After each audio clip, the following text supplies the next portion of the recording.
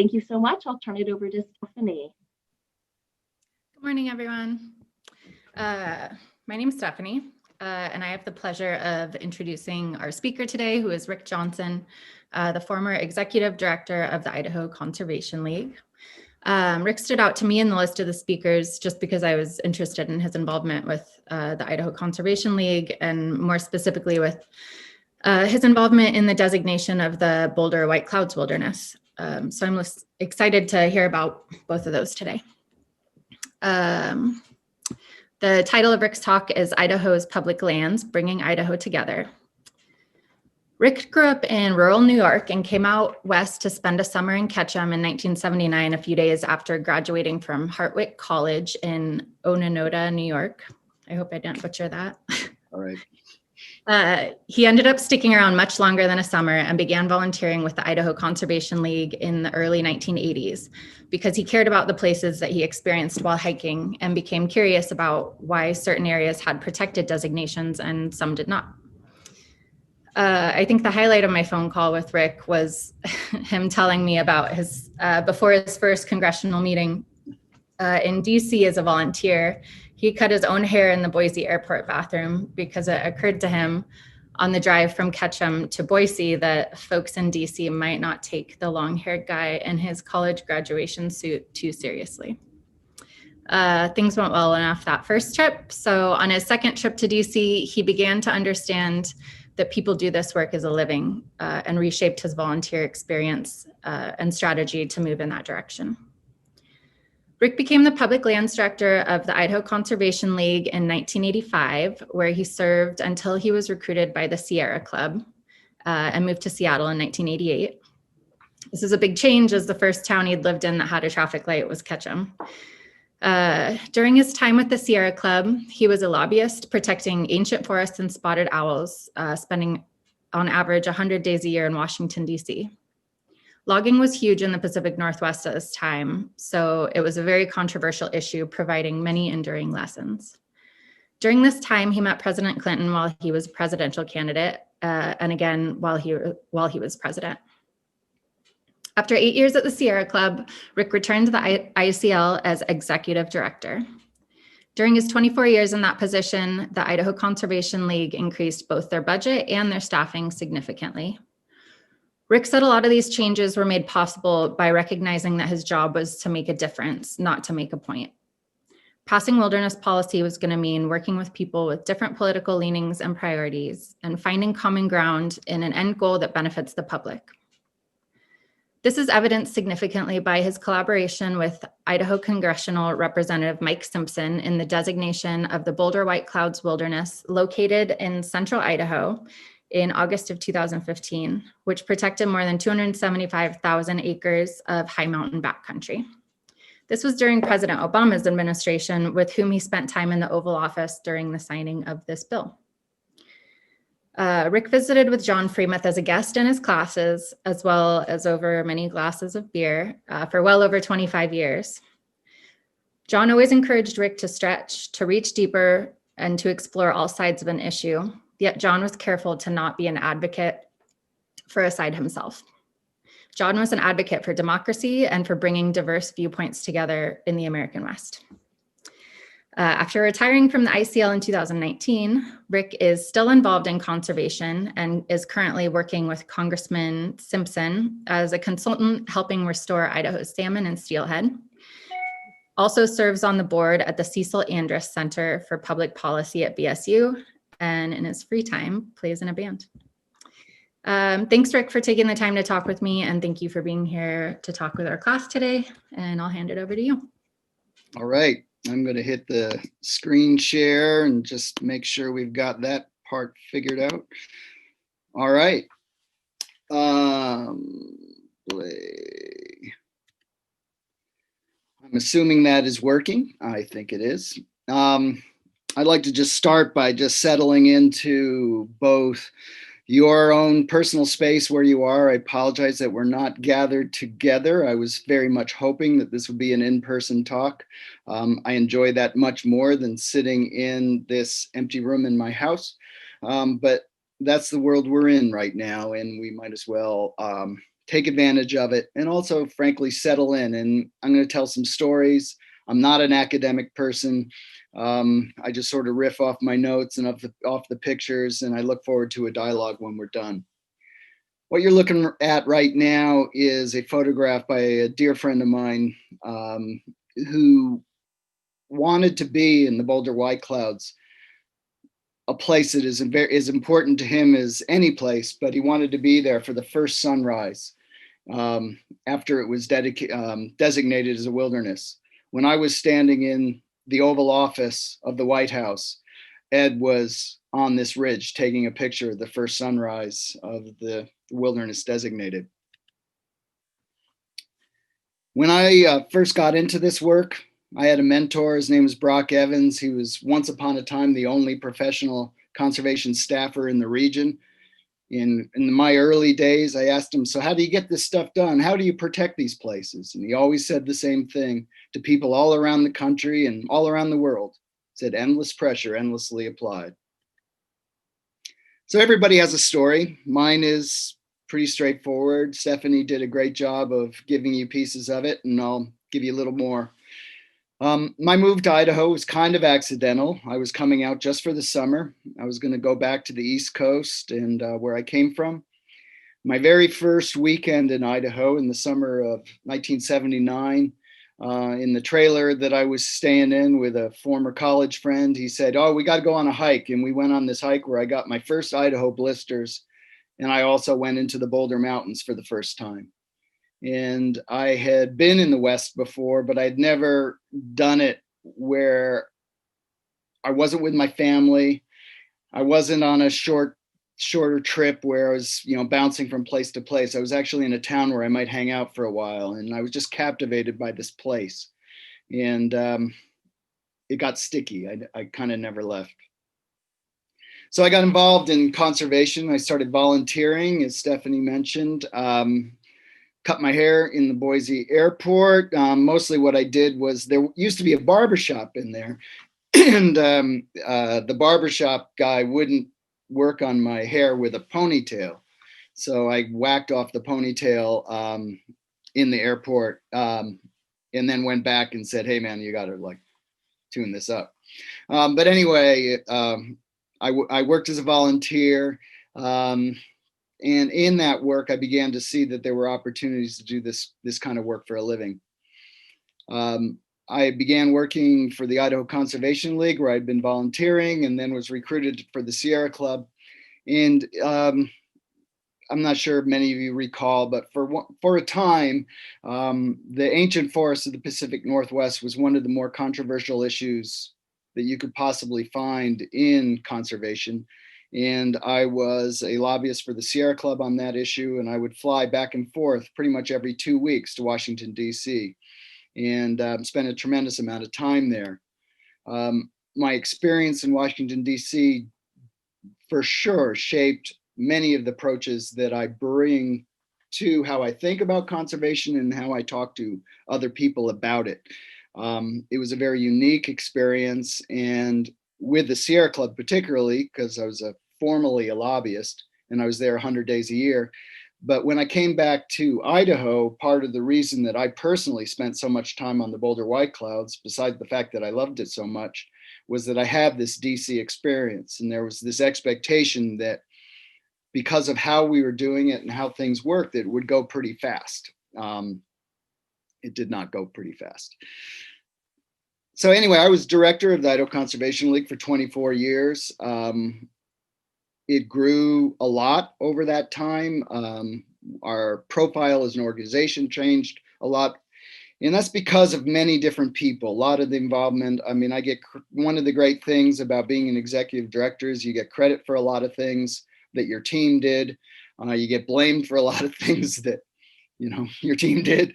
But anyway, it was really a great honor and privilege to have a role such as this in Idaho. And one of the themes that I'd like to just present early and just keep in your head is that Idaho is a small town, really. It's you can be a big fish in a small pond.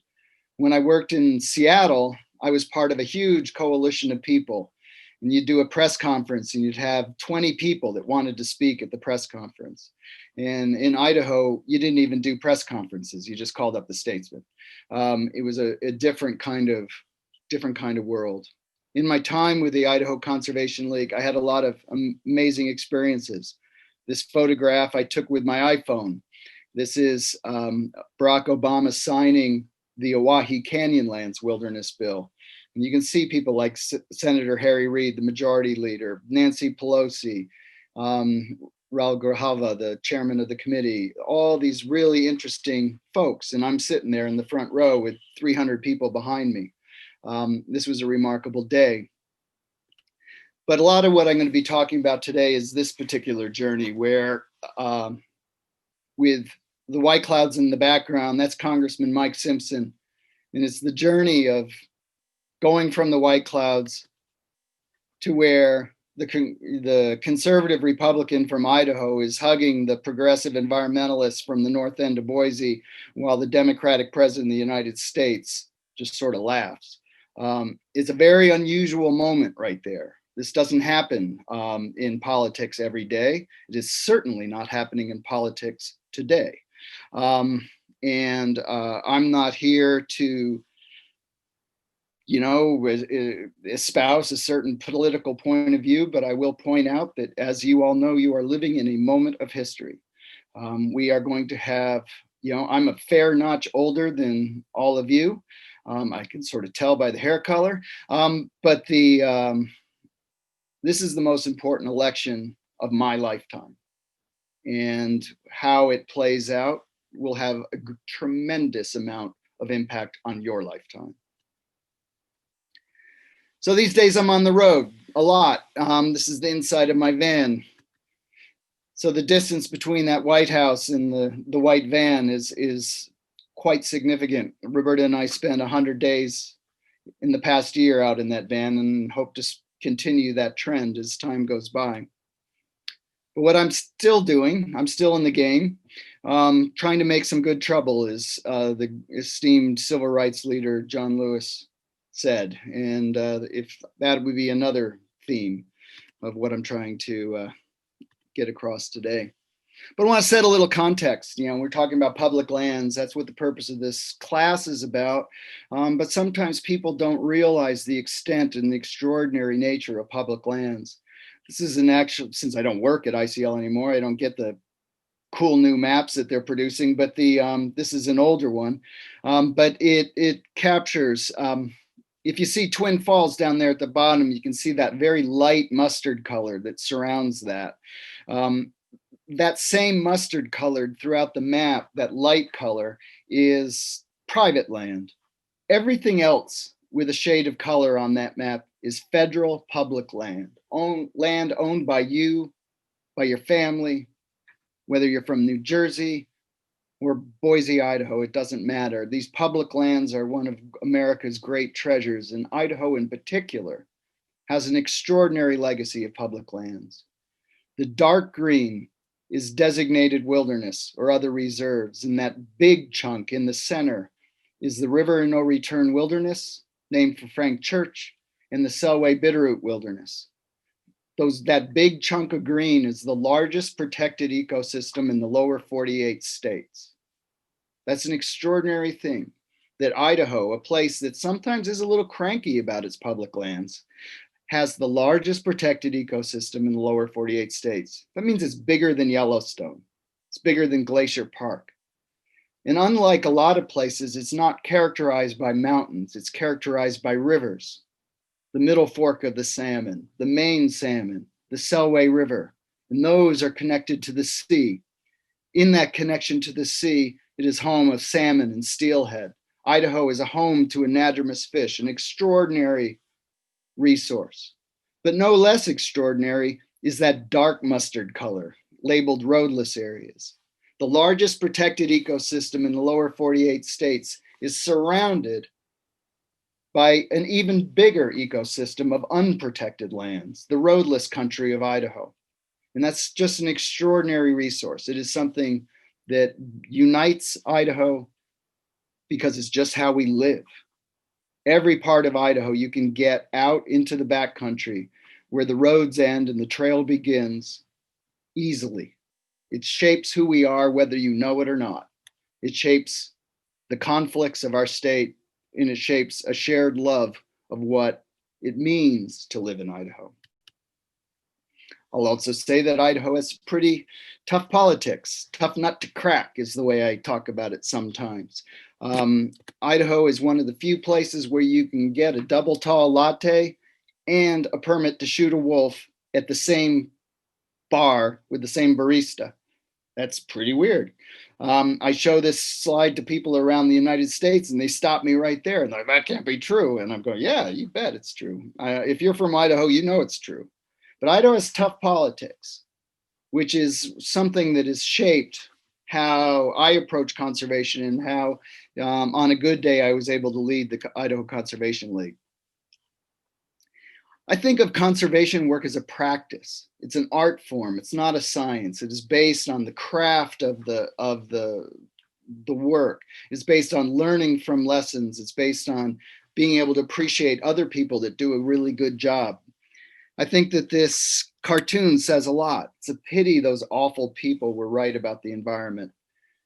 By and large, public opinion research has suggested that the last kind of person many people would like to invite to their house for dinner is an environmentalist. We have a reputation of complaining. We have a reputation of thinking, well, you know, the heat's too high, or you're wearing weird clothes, you know, you're wearing not natural fibers, or I can't eat meat, or, you know, all these different things.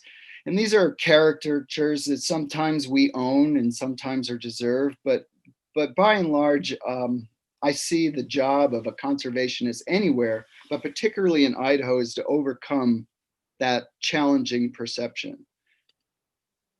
One of the things that you do in the practice of conservation is work hard to build constituencies and bring diverse people together of ages and nationalities and perspectives into a different frame, to think about the things that bring us together rather than the things that divide us. I consider the most important act we should be doing is building bridges, where frequently in the environmental world, people view us as blowing them up. That's the wrong approach. This is me testifying before the US House of Representatives Interior or it's called Natural Resources Committee. I'm seated next to a county commissioner from Custer County who does not think particularly highly of me. And you can see the fellow with the cowboy hat is representing the Idaho Cattlemen's Association. You can really tell he's not really super fond of me. But here we are together at the table testifying on the Boulder White Clouds. It was a remarkable day. So I want to talk a little bit about John. Many of you may know him. Many of you probably just wonder why he keeps coming up. He was going to be teaching this class, obviously. But I want to talk a little bit about John. John brought people together, diverse people. And he did that enjoying the spirited conversation that could happen in his classes, around a glass of beer, around a meeting, around a conference at the Andrus Center. He always challenged me to think beyond my comfort zone, to reach out and talk to somebody that he might know, because he talked to everybody, to talk to people that would challenge my sense of what was easy, what was the easier path. And then he would ask really fun questions that would make me think about the work. When I talk about the practice of conservation and I talk about political inevitability and things like that, sometimes those are lessons that he distilled from my thinking. He wasn't telling me what to think.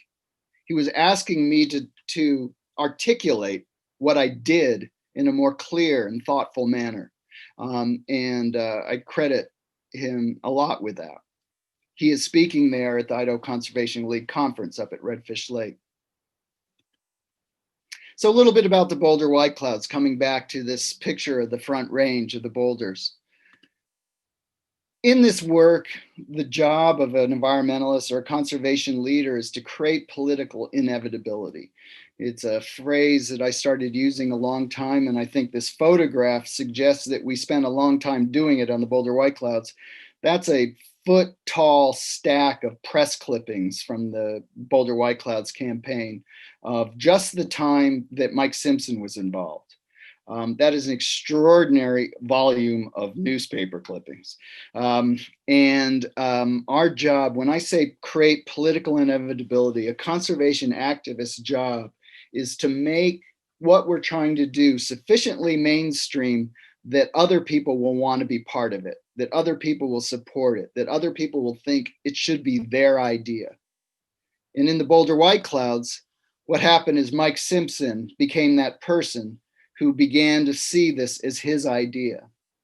This photograph was taken at the foot of Castle Peak in the White Clouds, a mountain that Cecil Andrus kept from being an open pit mine, but was unable to secure wilderness designation. This is after the wilderness designation that Mike was able to do, but he's wearing this shirt that says Boulder White Clouds Wilderness, now is the time. We gave him that shirt 10 years before he was able to wear it out there because it hadn't happened yet. But he saved it and he pulled it out to show me when we were in there. It was pretty great. But a champion is somebody who takes the idea and then carries it forward into the political discourse. It is very difficult to create a champion, and it's very hard to keep one. It's particularly hard to keep one if your campaign goes forever. We didn't think the Boulder White Clouds effort would take as long as it did. It was a very long road. What you're looking at there are actual pieces of legislation introduced in Congress. Mike Simpson introduced the White Clouds bill 10 times over 15 years. And I thought the very first time was so monumental. I said, Mike, would you send me a copy of the bill? Because I think we're making history here. Little did we know he'd have to send me 10 different copies of the bill. But you can see things like the latest and best, all in. This is the one. 163 is an unlucky number. Here we go again. The very last one that he introduced, which isn't in that picture, he called it the Elvis version. It's now or never, for a famous Elvis Presley song that he liked. So we tried to work. We were stopped by the left flank because at first, having a conservationist partner with Republican was viewed as entirely crazy in Washington, D.C. So groups like the Sierra Club opposed us. Place I used to work opposed us. Then people got to know what we were doing and see what we were doing, and that we were building a new center for wilderness. We were bringing people together and building that new consensus. Public opinion polling during this campaign was really interesting. There were a lot of people in Idaho that didn't really care about the Boulder White Clouds. Same is true with the Oahe. They didn't really care about the Oahe that much either. But what they did care about is that diverse people were coming together. And the public opinion in Idaho was very supportive of our efforts because we were bringing people together. And pretty much nothing personified that more than a Republican bill sponsor from the state of Idaho. And we chugged along. But as politics got more and more divisive in Washington, D.C., the right got stronger. The rise of the Tea Party, the rise of stronger ideology, and Mike was no longer able to work with his own base to move this forward. So at first we were stopped by the left, then we were stopped by the right, 15 years of going nowhere. So in the very last years of the Obama administration, former Governor Cecil Andrus came to us and said, look, we love Mike Simpson, he's trying hard, but he's not getting it done. We have to come up with another strategy. And that other strategy was to pivot away from working in Congress, where we were building homegrown support for the effort we were doing, and to pivot from that and make it into a national campaign where we would try to convince the President of the United States to declare the Boulder White Clouds as a national monument. A national monument can be designated simply by the signature of the president. Now, not surprisingly, that can be very controversial. But we were trying to get President Obama to do that. He would be the target rather than Mike Simpson or the Idaho congressional delegation. So we had to, rather than work here at home with chambers of commerce, we had to work across the entire United States. Cecil Andrus had used this strategy to great effect. when he was the Secretary of Interior for President Jimmy Carter. He helped get Jimmy Carter to designate 100 million acres of monuments in Alaska that then forced the congressional delegation to engage substantively in a legislative campaign and ultimately passed the Alaska Lands Act, one of the largest pieces of conservation legislation in history. So when C. Sanders came into the office and said, Rick, this is what you got to do. He was speaking from experience, and he was a partner of great significance. So we built the monument effort. This was hard, it was expensive, it was a big pivot, and it made a lot of people angry because we were no longer working to bring people together. We were actually bringing this together to roll Congress, to sidestep Congress. The fellow that's standing next to me is John Podesta. John Podesta had been the chief of staff for Bill Clinton, and then he was hired by Barack Obama to help set up how Obama would be able to move his agenda through executive actions, things he didn't need Congress for. And national monuments were part of that.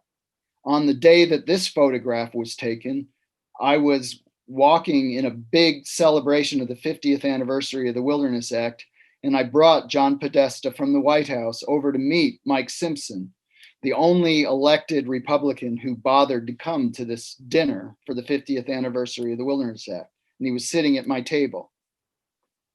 John Podesta sat down next to Mike Simpson and said, hey, good to see you. Mike Simpson said, is this Boulder White Cloud's monument a real thing? He goes, yes, it's going to happen. That was the first time I'd ever heard it. So I knew we were going to win. And Mike Simpson asked him a very important question. He said, would you give me 6 months to try to pass my bill again? Because a wilderness bill would be better for Idaho and better for this place. So that's what he tried to do. He unveiled a new version of his bill, the 10th version, this time because Idaho people really didn't want the President of the United States to designate a monument. Jim Risch, for instance, really didn't want the President of the United States to designate a monument. So Jim Risch, who had stopped us in the past, signed on to this new bill and helped us pass it in the Senate. So in August of the 15th year, after 15 years of fighting in Congress, mounting a national monument campaign, being stopped by the left, stopped by the right, all of a sudden things started falling into place. This was just 5 years ago. This August, we had the 5th anniversary. It looked like the monument campaign was likely, looked like we were going to win. And then on a Thursday, early in the month, the Boulder White Clouds Wilderness Bill passed the US House on suspension. That means it passed unanimously. Now, that seems sort of crazy when it took us 15 years to get to that spot. But anyway, on a Thursday, it passed unanimously. The following Tuesday, it passed the US Senate unanimously. This is like lightning. On Wednesday, I got a call from the White House. On Thursday, I flew to Washington, D.C. And on Friday, I walked into the Oval Office of the White House. That is speedy. That is so speedy that your head's spinning. That's Mike Simpson right behind me. I said we were in the West Wing reception area, and before this moment, I said to Mike, I said, like, man, what do you think, man? We're going to go. It's happened. We got it done. What do you think? And he said, Rick, it's not real to me. It's not real to me yet. It happened too fast. When that door opened, the President of the United States was standing. He opened the door to the Oval Office, and he's standing right there. And Mike Simpson taps me on the shoulder and says, Rick, it's getting more real now. We stepped in. The President greeted me by name. When was the last time you even shook hands with somebody? Let alone the President of the United States. To be in a room where you're actually with people. We were in the Oval Office. There were just 8 of us in there. One of the amazing things about being in the White House was you could tell from the moment you met him that the youngest person in the room was the President of the United States. All of us were older. Even the Secret Service guy that was standing by the other door, I'm pretty sure was older. So anyway, the way it worked is the president said, hey, we're going to get going. And he sort of said, I'm going to talk about a couple of things because this is the morning briefing. I'm going to call in the press corps. They're going to watch us sign this thing, and then I'll send them on their way, and it'll be just us. What do you think? And then we're like, so that was the beginning of Mike and I laughing because like, he's asking us what we think? Yeah, I don't know. So anyway, he signs the bill. Just offer a few lessons from all this stuff. Once, on an entirely unrelated measure, it was actually a fundraising thing, I had a donor of the Idaho Conservation League say that if you do this well, things will happen you have no ability to predict today. And I think that that is really proven to be one of the great lessons of my life. Whatever it is, if you do it well, it will open doors. I'd be the first to say that whether it's my career or the Boulder White Clouds campaign or the Oahe, that I was really lucky. But I'll also say that the lucky breaks came because we did good work, and you make your lucky breaks. Lucky breaks happen because you've moved forward, you've done things, and you do them well. And it's sort of obvious one is persistence. But with persistence can come an edge. You don't want to be the obnoxious, persistent one, but you want to not waver. Also with persistence comes the need to have resilience, the need to be able to run the long flow, to be able to run the race, to also be able to do it with a smile on your face, particularly if you're leading others, whether it's an organization, whether it's a family, whatever it is, whatever you're leading. You have to be able to inspire people. And part of that is persistence, but part of that is also demonstrating resilience and love of the game. Oftentimes, people have goals that are wildly ambitious, like justice, like everybody should be able to vote, that you should be able to love whoever you want, that you should be able to have a life without fear. That human rights is just the right to live. Wildly ambitious goals are accomplished by one step at a time. Have your eye on the horizon, but you get to the horizon by taking individual steps. You'll get the blisters, you'll stub your toe, you might even fall down, but get your ass up and keep walking. Because the wildly ambitious horizon is reachable if you keep taking steps. Many of you are on the younger side. You're going to be working in whatever field you're going to be doing. Idaho is small. If you stay in Idaho, you're going to be people you meet now, you're going to be seeing for the rest of your life in one way or another. People that I meet, they have a job here, they have a job there, life moves, you change your jobs. The relationships matter. Related to that, don't be a jerk. I've seen the people who are edgy and they think their strength is measured by how smart they can be or how arrogant they can be. It seems to be sort of a white guy disease. But in that, I've also seen them plateau, and then in sort of using a river analogy, they kind of eddy out and the rest of the world goes by. Remember that you're going to be seeing some of these people again and again and again.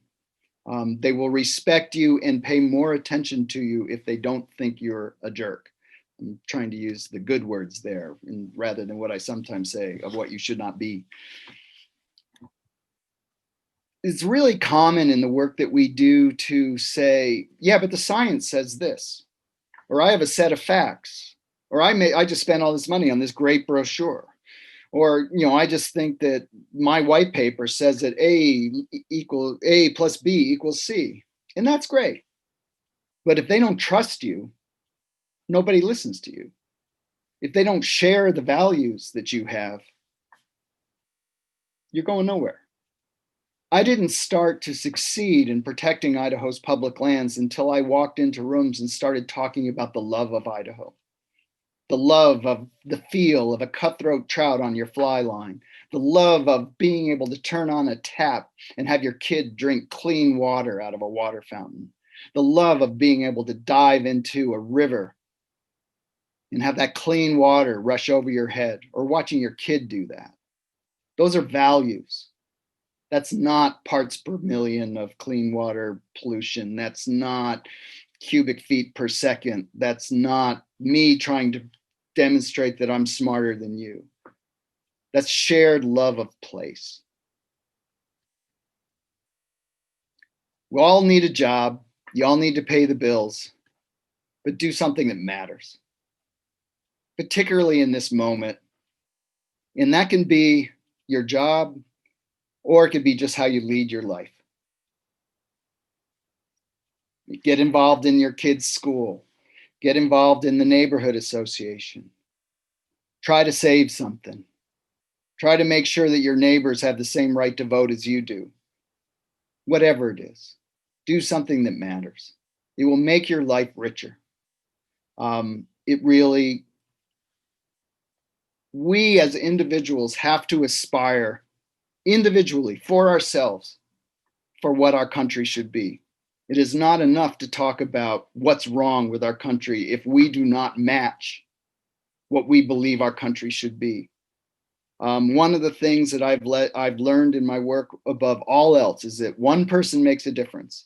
When I went to Washington, D.C. for the first time after whacking my hair off, one of the things I learned is I could meet a member of Congress. I could meet individuals. I could meet people and actually bring them along to something I was trying to do. One person.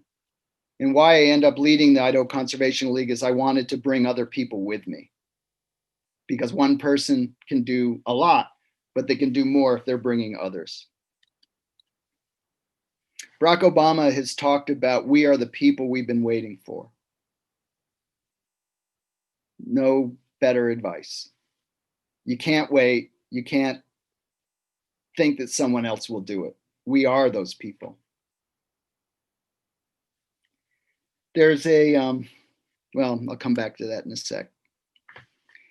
So I've talked about stuff that I did in the past, and I did a whole bunch of different things that are kind of fun, but they were successes and they're over. And you might be going, well, how do I plug in? This is how you plug in. It's time to save Idaho's salmon and steelhead.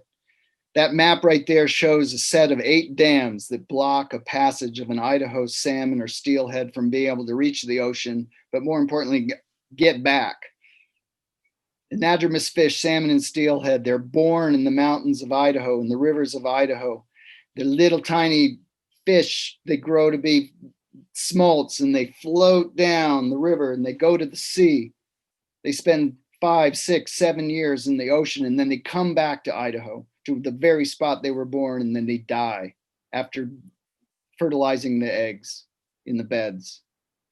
The reason we have big trees along the middle fork of the Salmon River is not because the soil's great. It's because the soil's actually a pile of rocks and sand. It's because of millennia of salmon fertilizing that soil, bringing the nutrients of the ocean all the way to the top. Everything that's in color on that map in Idaho is areas that include right now salmon and steelhead, just very few of them. And the way to get them back is to take those 4 upper dams, Ice Harbor, Lower Monumental, Little Goose, and Lower Granite, out. And we are working to do that. And we're making progress. That's Dagger Falls on the middle fork of the Salmon.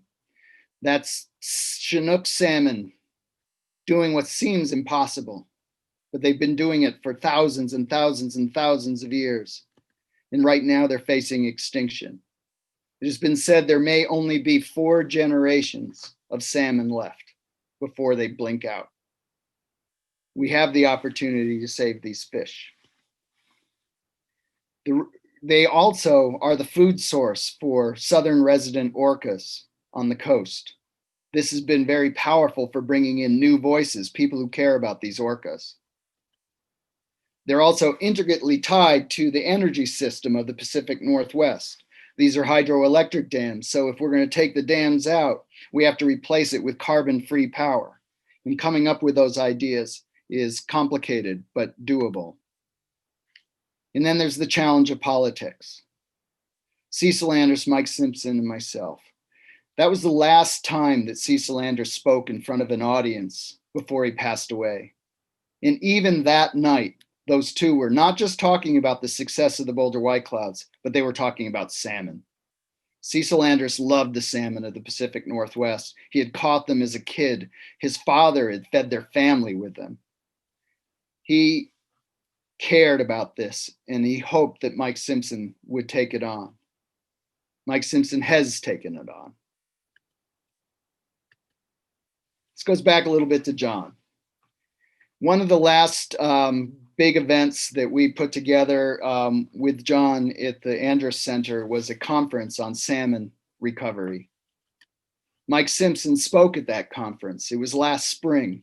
And in that conference, he announced that he would be working to save Idaho salmon.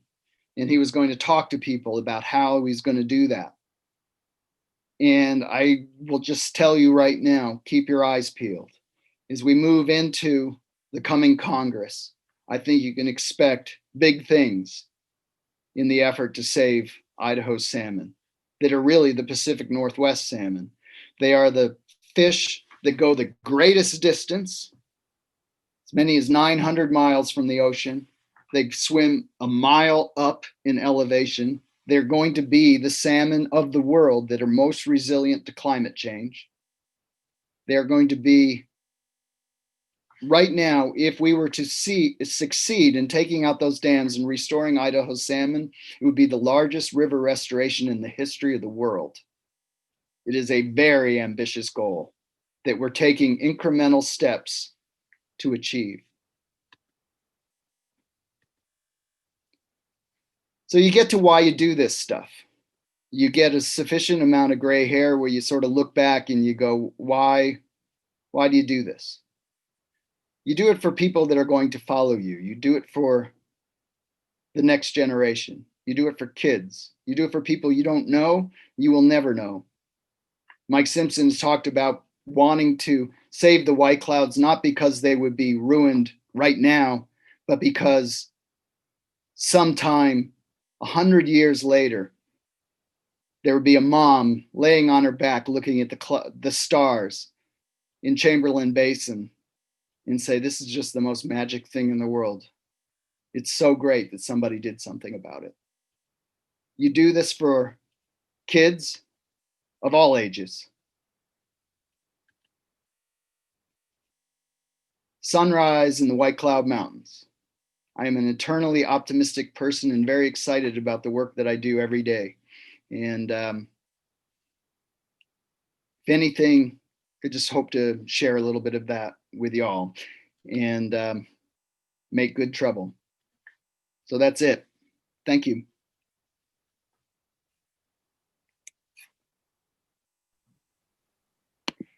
Thank you so much, Rick. That was a wonderful presentation and a really interesting set of questions has come up, and I think a really sort of masterful overview of a process that that we can see now, you know, going full circle, and a really optimistic look at some next pieces as well. So there have been a number of student questions that have to do with the differences between wilderness and national monuments and how that was sort of a leverage point. So I'll go ahead and let Stefanie ask the first one, and then we can go into some of the other questions that circle around this controversy, this really nice cadence that you laid out in terms of using the national monument and the wilderness designations against each other. But go ahead, Stefanie, and ask the question how you had envisioned it. Yeah, I was just curious. You talked about how long it was taking and how many bills that Simpson had put to Congress and how it wasn't going through. So I'm just curious what the difference is between a designated wilderness area and a national monument is, and what, I guess, difference at the end of the day it made, like if it was protected, Mm-hmm. like why it mattered one way or another. So I'll do the monument one first. A monument can be designated simply by the declaration of the president. It's sort of loosely described as you can just draw a map on a cocktail napkin and sign it, and you're good to go. It's a little more involved than that in practice, but in law, not much. Monuments might be as small as a single building or as big as hundred thousands of acres. But a monument, what it really means, you can put a line around it, but what it means depends on writing a plan afterwards. And it generally is created to protect a set of values. It might be the building, it might be scientific values, it might be salmon, it might be whatever. So when the designation of the monument was being proposed, one of the challenges was that no one actually knew what it would mean. So we needed to make the case of all the things that we wanted to protect, yet it was unclear what it would be. And that's part of why they're controversial. That's part of why a local person might be pretty nervous about a president they don't even like creating a monument for a set of reasons, because in the monument proclamation, you usually outline a set of why you did it. And then a plan is written to describe those values. Wilderness is completely different. In 1964, the Wilderness Act very specifically said, we are creating a new system based on these rules. Basically, where man is a visitor and shall not remain, where motor vehicles are not permitted, where roads are not permitted. And it's very specific, and it's been very specific since 1964. So Idaho has a lot of wilderness now. And one of the things that Mike Simpson was very correct about is that Idaho would be ultimately more receptive to a wilderness designation because they were used to it. We have the River of No Return, the Selway, the Sawtooth, the new Oahe. And the interesting thing is wilderness is actually more restrictive than pretty much any monument that's ever been created. But people understand it. They know what they're getting.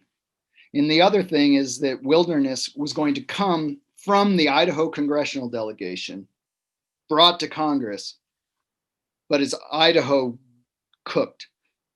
The monument was going to come from the Oval Office and be put on top of Idaho.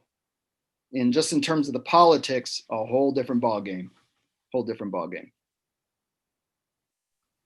Fascinating. Brendan, you had sort of a follow-up question on wilderness and maybe some digging in further to some aspects of a wilderness declaration that the public might not be aware of. Did you want to follow up on that? Sure. I was just curious, like obviously you mentioned that there's a lot of stuff that goes on in the process that you did out in DC. What's kind of the stuff that goes behind the scenes that the public really just doesn't know a whole lot about, or is kind of just glossed over when discussed about? There's a rule about politics is that it's like sausage making. You don't want to watch it happen, or the making of laws is like watching the making of sausage. It's not a pretty picture. We all have had the civics class where we see that a bill gets introduced and they have hearings, and there's nothing about how a law gets passed. It's like that civics class. Ideally, it once was that way, but it is such a, you hear people discussing deal making, you just can't believe it has anything to do with anything about the place. And it can make you fantastically cynical. The other thing that I'll say about lawmaking and the stuff you don't see is, holy smokes. One day we were, so every time Simpson had to introduce the bill and it failed, we had to start all over again. So one time when it failed, we're back in Simpson's office and I am just crushed. I'm just like, I can't believe we have to do this all over again. And he just looked at me and goes, the best thing about the American system of government is it's incredibly hard to do things. And he says, we'll get it done. We just have to stay on it. And then he laughed and I'm like, what? And he goes, you wouldn't believe the crazy ideas I hear around here. You should just be really happy. And he's specifically talking about the closed meetings in the Republican caucus. And he was saying, you would not believe the ideas that come up, and you should just be very happy that it's so hard for Congress to pass a bill, because there are just a lot of crazy ideas. And one of the advantages, again, is the stuff that can pass eventually moves towards the center. And the center is a stable place. It's hard to reach. It's hard to place to start with. And sometimes it doesn't feel ambitious enough. And that's why I say individual incremental steps are so important. Because there are wilderness areas in California that have been expanded 7 times. The original one was tiny, very compromised. And then years later, they added a little bit. And then years later, they added a little bit more. And so it's an incremental thing. But the stuff that goes on behind the scenes is, it ages you. Thank you, Rick. Great question, Brendan. Let's go to Alyssa Molis, who has another question surrounding wilderness. And then there have been quite a few great questions that have come up around the dam removal. So I think after Alyssa, we'll do Tess, Riley, and Daniel. So Alyssa, are you still here? Could you rephrase your question about generational aspects of wilderness for us? Yeah, so I was wondering, so it seems like, so my parents, they're very, very conservative, they call me the liberal of the family because I'm an environmental studies major, everything. But I feel like my generation more so focuses on kind of environmental conservation. It's more important to my generation. Have you seen kind of that difference, and has that made a difference in lawmaking and setting aside monuments and wilderness areas and whatnot? There has been a change, and I think one of the most basic ones is stuff that I learned as an adult and brought into my work. You guys probably had in junior high school biology. I mean, just basic elements of what an ecologic system is, or what biodiversity is, or what a functional ecosystem is. Those are just normal. Once upon a time, they weren't. And some of that is reflected in early designations of wilderness areas, where they were really designated just to protect pretty places. We'd call it rocks and ice, or a wilderness cocktail of mountains on the rocks.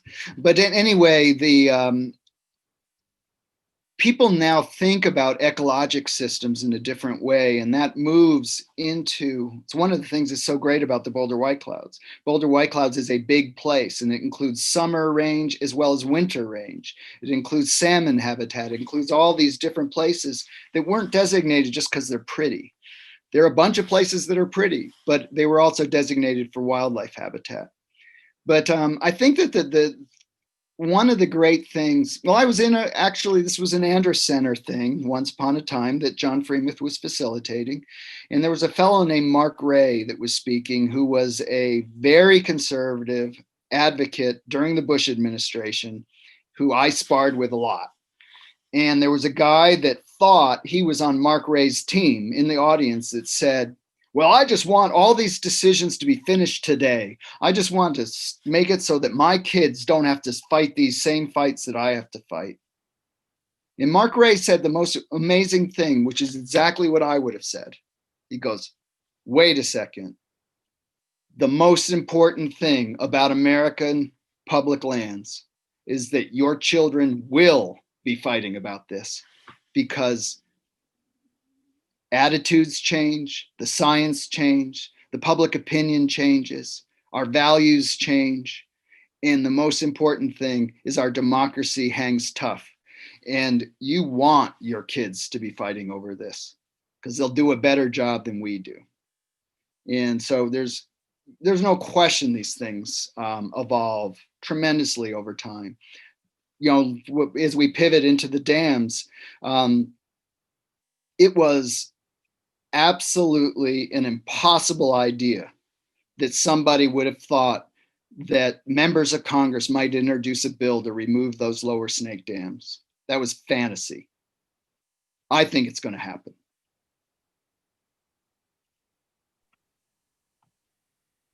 Thank you. Tess, will you help us move over to a conversation around the dams? You had a great question about agricultural interests.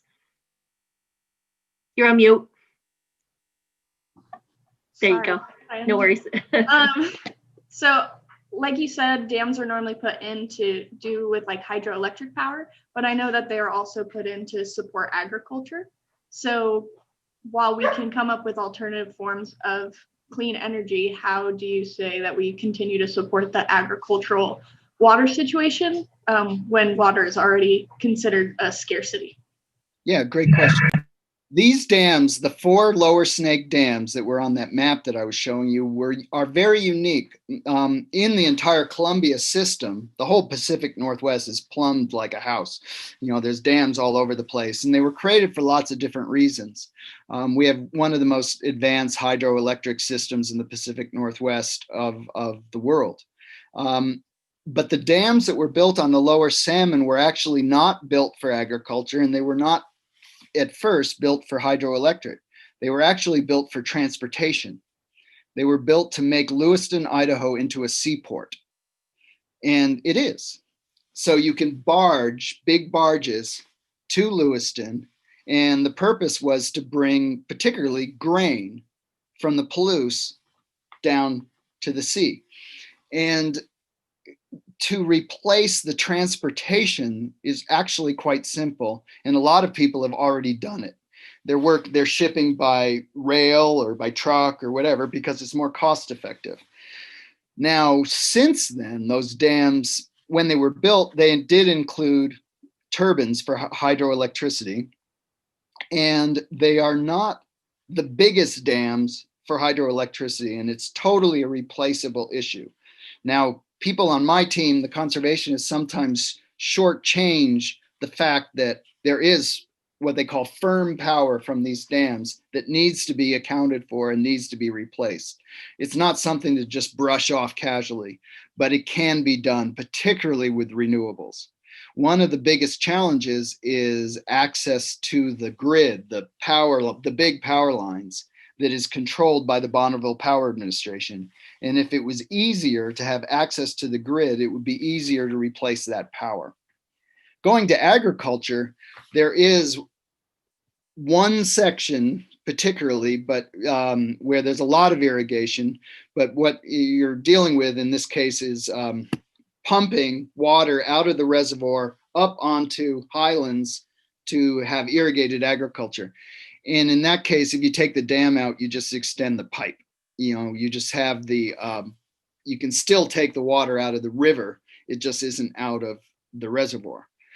Irrigation is a real thing, but it's not the biggest thing in this particular circumstance. And then the issue of fresh water is a scarce resource. I would turn that around a little bit.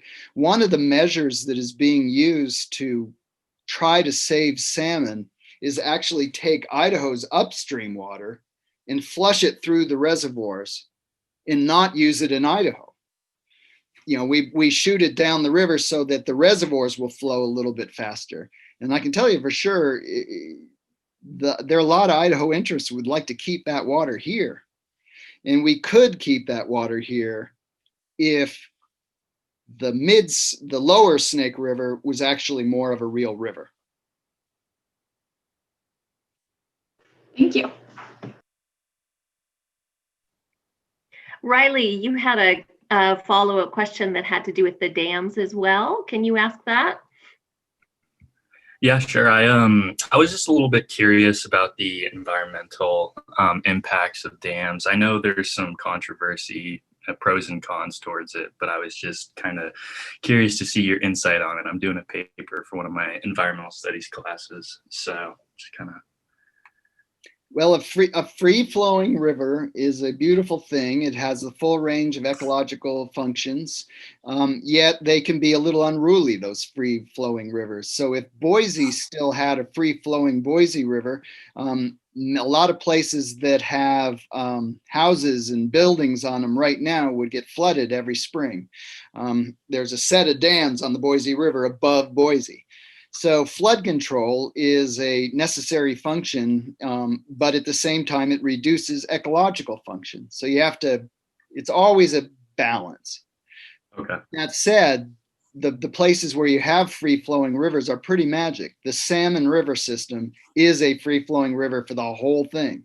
The Yellowstone River is a free-flowing river for the whole thing. It's very different. The fisheries are different. The connections are different. What happens, how the trees grow, all these things is really different. But I will be the first to recognize that our economy, our way of life in the Pacific Northwest is dependent upon many of the dams that have been built. But I will also say that these dams are not like something that the creator put down and said they are inviolate and cannot be touched. And one of the challenges with dams is people don't think of them as infrastructure, like a bridge that you replace or you change, or a highway that you reroute. The dams were built for a purpose, and there are hundreds and hundreds of dams you can just sort of imagine around the country that are little, that were built in the 1800s, and people just think that's the way the river looked. But there was a river underneath the reservoir, and restoring that is a big deal these days. Cool, thank you. I have a colleague in history who has a new project on drowned towns. And he's excavating a map, right, of all of the places that were erased under the reservoirs, and because of the map, with that same sort of eye towards infrastructure being something that is flexible. Daniel, you had a great question about the relationship between dams and indigenous tribes. Can you ask that one for us, please? Yeah, I was mainly wondering if there has been a lot of collaboration with the indigenous tribes to get the dams removed, especially considering they feel the salmon is a sacred resource for them. And if that collaboration has been helpful in getting the dams removed. That is a terrific question, and very important, because I didn't raise much of anything, I don't think, with indigenous people. And it's a very important part of the discussion of salmon. As Mike Simpson himself has said, if you take the names or the creation myths of every single tribal people from the headwaters of the Columbia system all the way down to the ocean, in some way or another, they are known as the people of the fish or the people of the river. There is nothing that defines Native people in the Pacific Northwest more than the rivers and fish. And this incredibly plumbed system of the Pacific Northwest was created entirely over those values that were cared for and stewarded over millennia, and just flooded out or just cut off completely. Much of the Columbia River, those dams don't even have fish ladders. They don't have any attempt. They just killed the salmon runs. And there are stories of the salmon butting up against concrete, and then the runs would just die out. If there's ever going to be justice for tribal people in the Pacific Northwest, the way to do it is bring salmon back. We can't do it everywhere, but we can bring the salmon back to Idaho. And the Nez Perce people, first and foremost, the Shoshone Bannock here in Idaho, the Shoshone Paiute, these are leaders in salmon restoration. And I believe the important, as you can tell when I talk, I care a lot about politics. I think about politics. I think we're in a moment where America is hungry for system change, hungry for a difference, hungry for something that is more ambitious than what we have seen. And I think that tribal justice and a united tribal front on politics will have the greatest impact to helping remove the dams to save salmon. More important than the science, more important than fishing, more important than the Anglo towns. I think the tribal piece will have a huge impact, particularly on the more urban downstream Democrats. Thank you very much. That's great. Thanks. Jamie Pinkham, who's the executive director of the Columbia River Intertribal Fish Commission, is going to be talking to us in part about that in December as well. So I certainly Jamie is a hero. He is a tremendous tribal leader and really important to this fight. Yeah, I that was fresh on my mind because I'm introducing him, and I'm set to talk to him in about an hour on the phone. All right, so. tell him I say hello. Okay, I will. Thanks. So I have a question, Rick, and I try not to filibuster over the students. So if they have more questions, they can pop those up as well. But there has been a lot of talk this year about the politics behind the Great American Outdoors Act and the sort of maneuvering of that as, in part, this consensus around the popularity of public lands and the sort of moving it through in the election cycle as a way of helping Montana Republicans or Colorado and those sorts of things. And I'm curious, number one, you're from Idaho and what the sort of effects of that act may or may not be. And well, we can stop there. That's well, that particular issue goes right back to the question about what goes on behind the scenes, because this was crazy. American Great Outdoors Act is a really important, very significant piece of legislation. Mike Simpson was very closely involved in this, but he was involved in it a long time ago, focused on the Land and Water Conservation Fund and permanently funding that, because in the past it was never funded adequately, or if at all. The real game-changing thing, quite frankly, was when there's various ideas of how this happened, but somebody apparently got to Donald Trump Jr. and convinced him that this was a really good thing. Donald Trump said, "Oh, I'll sign this bill if it comes to me." And all these vulnerable Republicans that were looking for something to run positively for signed on to the bill without even knowing what it was in some respects, but knowing that other Republicans like Mike Simpson thought it was a good thing. And so they figured, oh, sure, we can do this. So it did have an election piece to it where it became a safe bill for Republicans to be part of. Now, that's could lead to cynicism and make you kind of cranky about it, but so what? It's whatever it takes. Always politics relate to elections. And it certainly doesn't mean Mike Simpson was wrong, because he was right on this. And I'll even allow, whether it's Steve Daines in Montana or some of these other folks, to wave it around as their great environmental record. The fact is, that's the only thing they got. If that's the only thing you've got, that's not that impressive. As a measure by itself, though, it's a really good thing. And it was a really good thing that Trump signed it and was willing to, and publicly said to Congress, "I'll sign it if it comes to me," because that's what gave it the air and the oxygen to go. I will also say that Trump is probably the most toxic environmental president of my lifetime, not necessarily because of every policy, but the approach to it. Just today, I have the opportunity to throw this out because I was going to do it in my presentation, but I forgot, because this is something that I know John Freemuth would have called me about and said, "Can you believe what just happened?" So the Interior Department, the new Deputy Assistant for Fish, Wildlife, and Parks, a guy named Jeremy Carl, he started off on a tirade attacking Black Lives Matter as a racist, divisive issue, and used a white supremacist website to back up his position. Okay? The melding of public lands with issues that are bigger than public lands, frankly. And this is in the Trump administration just today. And it's a follow-up to the Trump administration having halted all diversity training within the federal administration. Okay? I would contend that if there's something our country needs right now, it's a little bit more diversity training. There's not only did they halt it by executive order, they created a hotline so citizens can tell on each other if they see diversity training occurring in the federal government. It's crazy. And I can tell you for sure, that's the kind of thing that I can just hear my phone ringing, or I can see the email where John's just going, "Oh my God," because he cared about the Department of Interior so much. He used to work for him. I mean, he really cared about this stuff. But he wouldn't be the one who would call me up and say, this guy should go to jail. he would say, "What do you think about this, Rick?" And then I would go nuts and talk about how this guy should go to jail. And he might be talking about it in class and try to bring somebody in that actually will defend this guy, which is tough. But that spirit of inquiry, that spirit of having diverging viewpoints to talk about this stuff was really a highlight.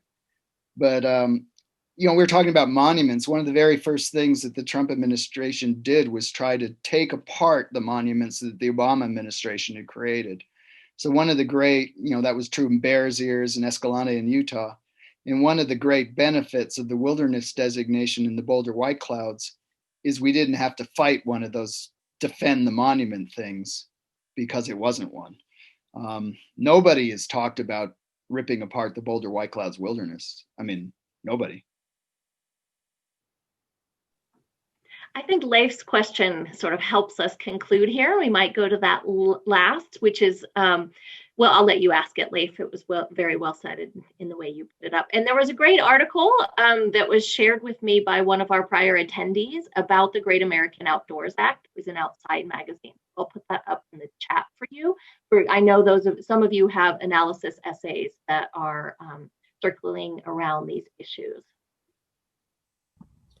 Yeah, I just wanted to say the discussion on dams was really cool too. But yeah, you mentioned reshaping your approach towards the president rather than local conservation. And so I was curious, in what ways are conservationists reshaping their strategies to accommodate for the increasingly polarized political climate of today? It's a good question. One of the things that Mike Simpson and I joked about as he became a wilderness advocate and I became somebody who could work with Republicans, we sort of joked about how the two of us moved to the center and we walked into this room and there was nobody there. There's nobody in the center. Centrist Republicans have all been defeated by the left, and centrist Democrats, usually from the South, have all been defeated as well. It is, there's sort of, you can overstate it sometimes, but it is incredibly polarized. One of the things, going back to one of my favorite questions, is what happens behind the scenes. I could talk about that forever. But one of the things that happens behind the scenes is you actually find out that the differences are not so great. People will get in a room and they actually act like human beings. But then they go talk to reporters and they go back to their corners. But anyway, in the corners raise a lot of money. They motivate a lot of voters, particularly in primaries, and it's a fact of life. So what are we doing to address polarization is going back to what I said about you have to talk about values rather than just facts. The thing that unites polarized voices is love of a place, love of their kids, love of future. They might not use the word justice the way I use the word justice, but they care about justice. There's not a left and a right about clean water and clean air. Now there's a left and the right about business regulations and all these other things. So you have to anchor, the closer you anchor your work to the values that unite people, the more success there's going to be. And the other thing is look for friends on the other side. You will not win. And I spent a whole bunch of my career just trying to get a bunch of progressive Democrats and get as many of them as I possibly could, but there's never enough. You have to be able to get some people on the other side. And frankly, when you get the people on the other side, that's why people get so surprised. The Boulder White Clouds was a great thing because of the Boulder White Clouds, but the Boulder White Clouds story is interesting because a Republican and Democrat, it was because of the weird bridges that we built. And that is why people like to hear about it. It's not just me talking about a cool watershed in the Boulder White Clouds that everybody wanted to protect. It's the cool politics that made it possible. And so the other thing that, I think the work we do, whether it's for climate, clean air and clean water, or protecting wild places, I think we're on the right side of history. I think, a good friend of mine says environmentalists are hell to live with, but we make good ancestors. After we've succeeded, people like what we've done, but they don't always like us while we're doing it. And the challenge is to make these things less partisan. It's okay to love these places. It's okay to use that word even. It's the only way we succeed. Awesome. Beautifully said, Rick. Yeah, thank you. I think about it in terms of climate a lot, and especially the threat of fire has filtered through this class a lot this year, and we've seen it. And we think of climate refugees often in the media as brown people from the global south, right? But climate refugees this year are white people in rural America, right, being displaced by these fires. And so if we can sort of circle around the value of what that effect and what that impact on livelihood is, I think we can talk about climate in a different way beyond the facts too.